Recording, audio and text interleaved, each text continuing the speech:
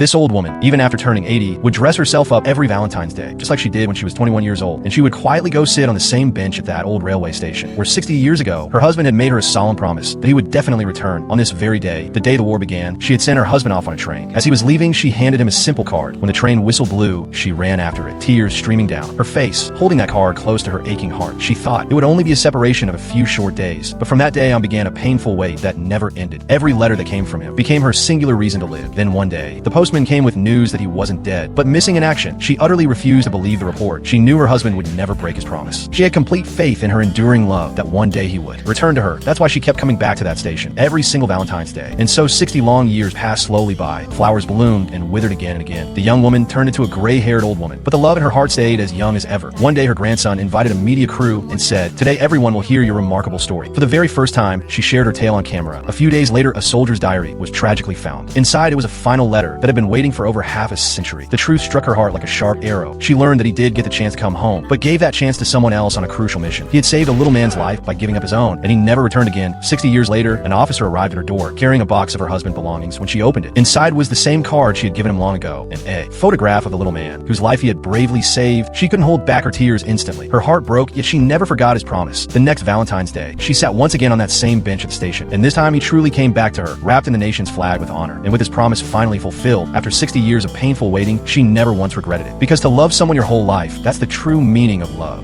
Love that gave up an entire lifetime for one single promise.